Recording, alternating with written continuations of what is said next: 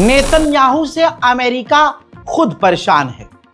आपको बताऊं, white house ने इजराइल को सीक्रेट मैसेज भेजा है और कहा है कि आप गाजा के अंदर सीज फायर को वायलेट कर रहे हो, सीज फायर डील को तोड़ रहे हो। आपने गाजा के अंदर जो हमले किए हैं और हमास के कमांडर को मारा है, यह सीज फायर का उल्लंघन है, इससे डील खराब हो रही है। दूसरी बात, आपने जो गाजा के अंदर ये हमला किया है, हमास के कमांडर को निशाना बनाया है, आपने इस हमले की जानकारी अमेरिका को यानी हमें नहीं दी थी। तो ये चीजें काफी खराब हो रही हैं।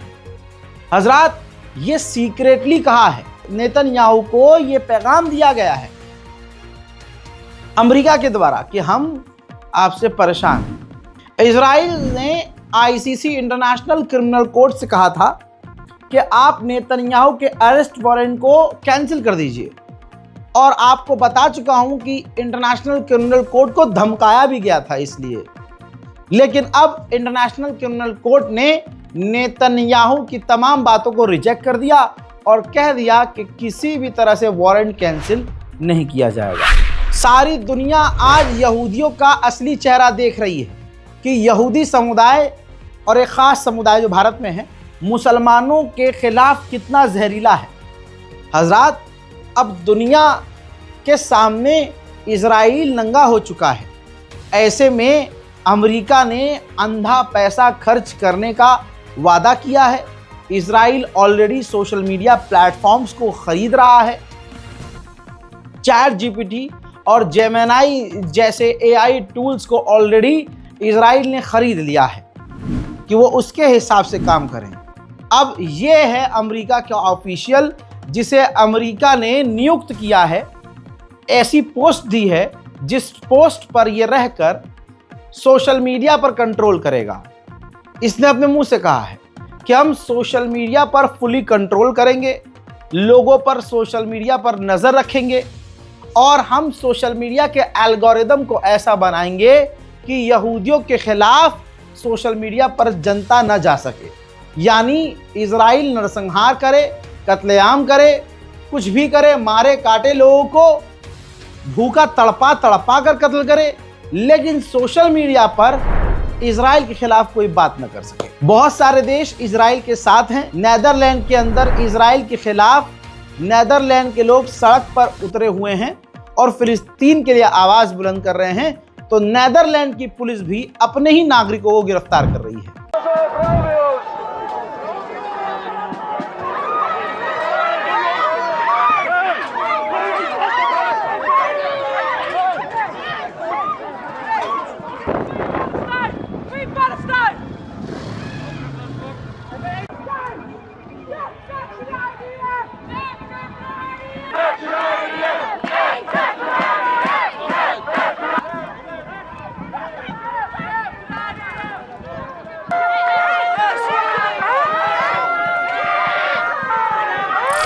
अमेरिका में कंपनियां, कंस्ट्रक्शंस कंपनियां कंपटीशन पर आ गई हैं, क्योंकि अरब अमेरिका पूरी दुनिया अंधा पैसा देगी गाजा को दोबारा बनाने के लिए, और जिस भी कंपनी को ठेका मिलेगा उसके तो बल्ले बल्ले हैं, पूरा भाई शहर बनाना है, पूरा देश दोबारा से बनाना है। तो अमेरिका की कंपनियां इस वक्त कंपटीशन पे आ गई हैं और इस वक्त बहस हो रही है कंपनियों के बीच कि जैसे तैसे उन्हीं को गाजा को बनाने का प्रोजेक्ट मिल जाए। उधर गाजा से संपर्क करना मुश्किल है।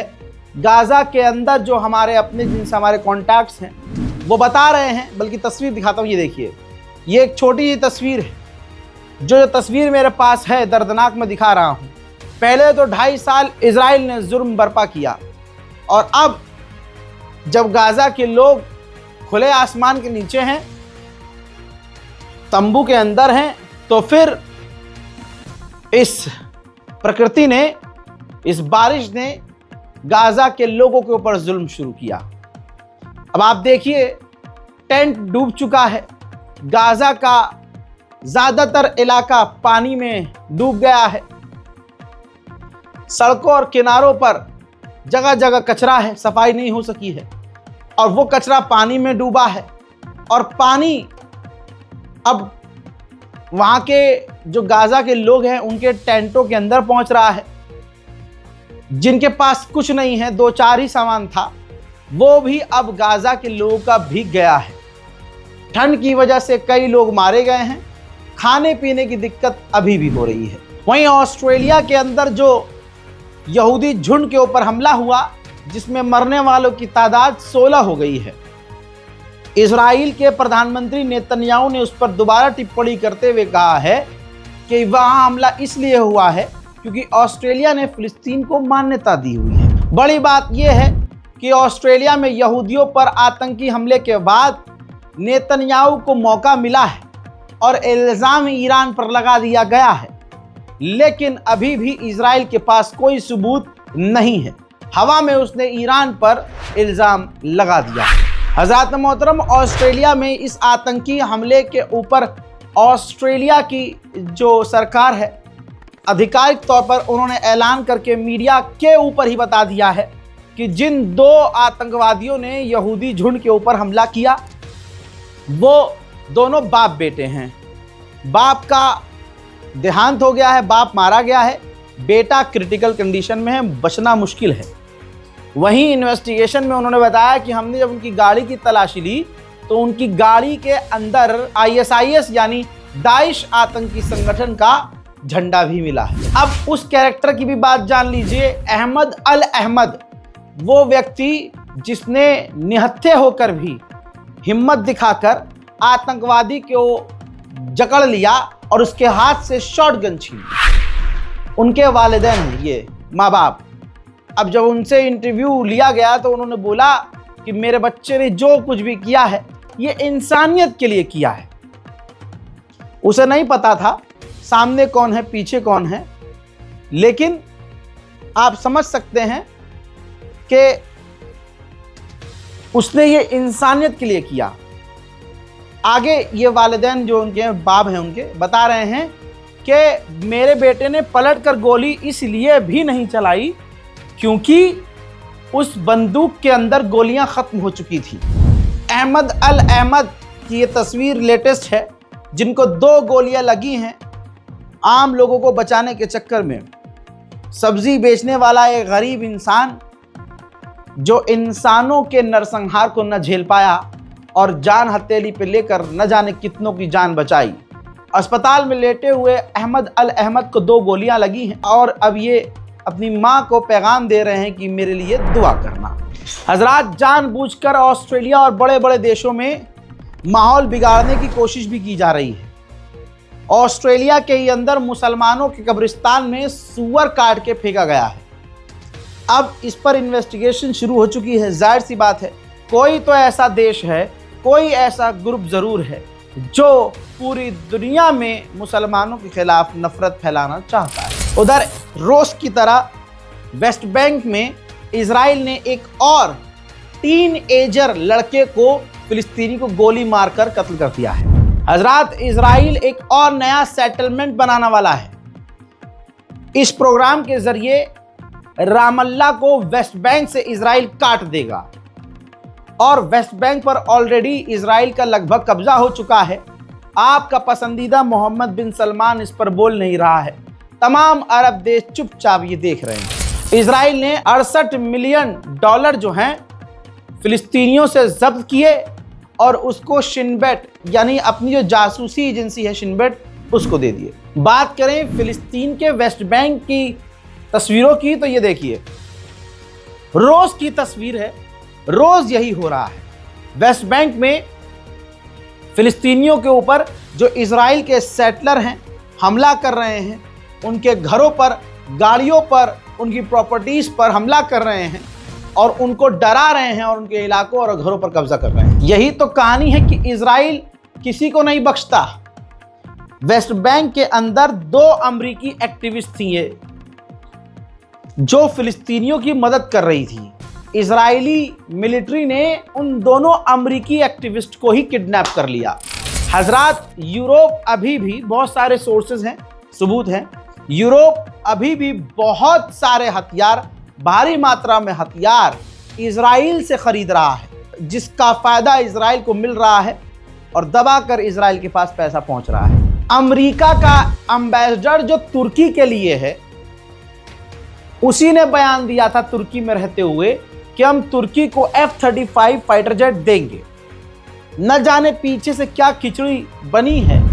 आपकी स्क्रीन पर देखिए, वही इंसान, अमेरिका का वो एम्बेसडर जो तुर्की के लिए है, वो अब नेतन्याहू से मिलने के लिए इजराइल पहुंचा है। जाहिर सी बात है, इजराइल ने बुलाया होगा इनको समझाने के लिए कि इजराइल नहीं चाहता कि आप तुर्की को हथियार दें और तुर्की को F-35 दें। सरकारें चाहे कितना भी खुलकर इजराइल का साथ दें, लेकिन जनता फिलिस्तीन के साथ नजर आ रही है। कनाडा में भी फिलिस्तीन के लिए आवाज बुलंद है। End the siege on Gaza now. End the siege on Gaza now. End the siege on Gaza now. उधर स्कॉटलैंड में बीबीसी के दफ्तर के बाहर फिलिस्तीन के समर्थन में लोग इकट्ठा हो गए। Oh no!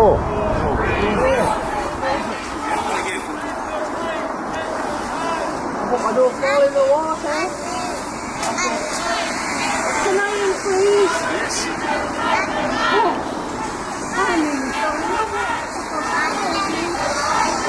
वहीं दूसरी तरफ नेदरलैंड में भी हजारों की तादाद में नेदरलैंड के लोग फिलिस्तीन के समर्थन में सड़कों पर हैं।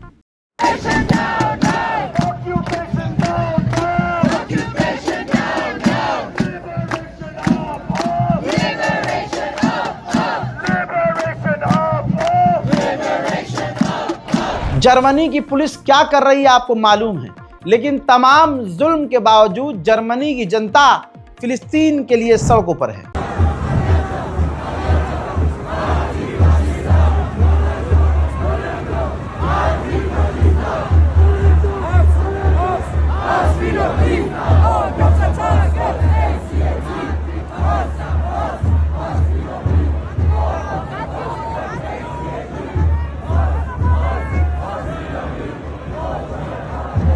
वहीं इजराइल ने लेबनान के ऊपर रोज की तरह फिर हमला किया है।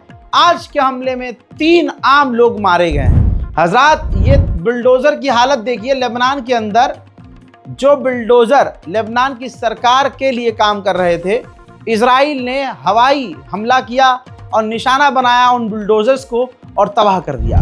लेबनान की सरकार पिट रही है, लेकिन जो उसका भला चाहते हैं उसी को कोस भी रही है। अब लेबनान के विदेश मंत्री ने कहा है कि हमारे मुल्क में ईरान का रोल काफ़ी गलत है और हम चाहते हैं कि सन 2026 के आखिर तक हिजबुल्लाह हथियार डाल दे। उधर लीजिए, कबूलनामा आ गया ISIS का। दाइश संगठन ने सीरिया के अंदर जो हमला हुआ जिसमें 3 अमरीकी मारे गए, जिम्मेदारी ले ली है और ISIS ने कहा कि हमने दर्जनों अपने हमलों में सीरिया के फौजियों को कत्ल किया है। अब सीरिया के अंदर 3 अमरीकी मारे गए, ये बड़ी बात है। 300 सीरियाई मारे जाए, ये बड़ी बात नहीं है। इसलिए जोलानी ने लेटर लिखा है डोनाल्ड ट्रंप को और जो सीरिया के अंदर 3 अमरीकी मारे गए हैं उसका दुख जताया।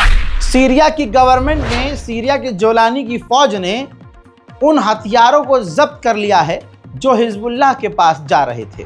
मोहतरम हजरात, गाजा फिलिस्तीन की मदद ज़्यादा इस वक्त ज़रूरी है क्योंकि हालात बदतर हो गए हैं। इस बारकोड का इस्तेमाल इसीलिए कीजिए ताकि गाजा और फिलिस्तीन के लिए हम कुछ कर सकें। खाना पानी कम से कम हम वो बेसिक जो चीज़ हैं वो हम पहुंचा सकें। स्कैनर काम ना करे तो नीचे बैंक अकाउंट नंबर है जो सेविंग अकाउंट है और IFSC कोड है और कोटक महिंद्रा बैंक है, नाम आएगा अली रजा। तो बैंक ट्रांसफर के जरिए भी कोशिश की जा सकती है कि गाजा के लिए हम कुछ न कुछ कर सकें। कुछ नहीं कर सकते तो पूरी दुनिया के लिए, उम्मत मुस्लिमा के लिए दुआ कीजिए कि दुनिया में शांति और अमन आए। फिलहाल के लिए इस रिपोर्ट में इतना ही। वस्सलाम।